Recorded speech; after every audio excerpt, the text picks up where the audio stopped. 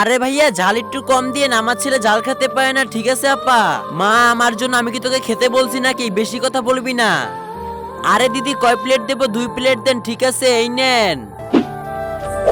আরে মা এটা তো অনেক ঝাল। আরে ভাইয়া আপনাকে তো বললাম ঝাল কম করে দিতে। আরে এর থেকে ঝাল কম হয় না, তোমরা চলে যাও। ঠিক আছে আমরা চলে যাচ্ছি। আরে এই ফুসকালাটা তো একদম পাগল, মা ঝাল কম দেওয়ার পরেও ঝাল বাড়িয়ে দিছে।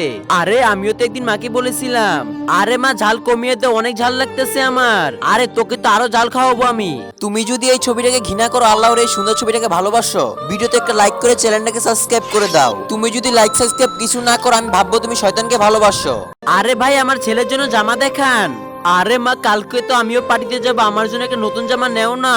আরে ফালতু খরচা করতে পারবো না আমি। আরে দিয়ে দেন না, আরেকজন আসছে আমাকে জ্ঞান দিতে। আরে ভাই আপনি আমার ছেলের জন্য ভালো থেকে ভালো জামা দেখান। আরে এটা তো নতুন এসেছে, এটা অনেক ভালো হবে, তাহলে প্যাকেট করে দিয়ে দেন। আরে বেটা আর কতক্ষণ? মার 2 মিনিট, আমি আসতেছি। ও দেখলে তো অনেক খুশি হয়ে যাবে। আরে মা আমাকে কিরকম লাগতেছে? আমার রাজা ছেলেকে একদম নায়কের মতো লাগতেছে। দেখ আমি তোর জন্য কি আনছি। মা এত সুন্দর চশমা, তাহলে আমি গেলাম। আরে ভাই নিজের ভাইকে তো নিয়ে যা। আরে আরে আরে তুই এসব কি জামা কাপড় পরলি তুই? আরে মা ভাইয়া ছেলে বলে ভাইয়াকে তুমি এত ভালোবাসো, তার জন্য আমি ছেলে সেজে এসেছি। আরে বেটা সরি, আমি আর এরকম করবো না।